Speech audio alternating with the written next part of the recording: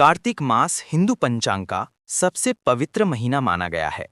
यह मास दीपों का, भक्ति का और पुण्य प्राप्ति का प्रतीक है। कार्तिक मास का आरंभ आश्विन पूर्णिमा के अगले दिन से होता है और कार्तिक पूर्णिमा तक चलता है। इस पूरे महीने में भगवान विष्णु, माता लक्ष्मी, भगवान शिव, तुलसी माता और भगवान कार्तिकेय की उपासना का विशेष महत्व होता है। कार्तिक मास की कथा।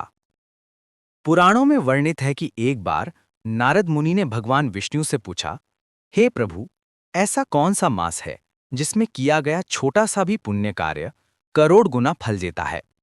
तब भगवान विष्णु ने कहा, हे नारद, कार्तिक मास ही वो पवित्र महीना है जिसमें किया गया स्नान, दान, दीपदान और पूजा अक्षय फल देता है। एक पौराणिक कथा के अनुसार एक बार देवी लक्ष्मी ने भगवान विष्णु से कहा कि मैं चाहती हूं कि कोई ऐसा महीना हो जिसमें आपकी और मेरी संयुक्त आराधना से भक्तों को समृद्धि और मोक्ष दोनों की प्राप्ति हो। तब भगवान विष्णु ने कहा, हे लक्ष्मी, कार्तिक मास में जो भक्त ब्रह्म मुहूर्त में स्नान करेगा, तुलसी पूजा करेगा और दीपदान करेगा, उसे मेरे धाम वैकुंठ की प्राप्ति होगी।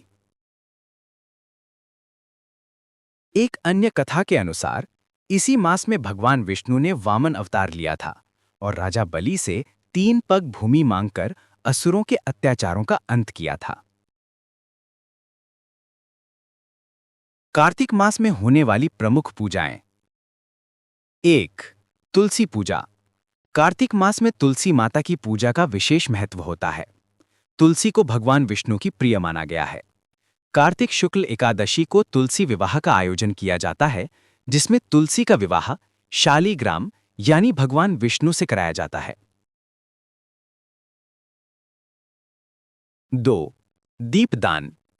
कार्तिक मास की प्रत्येक संध्या को घर, मंदिर और नदी किनारे दीप जलाना शुभ माना जाता है।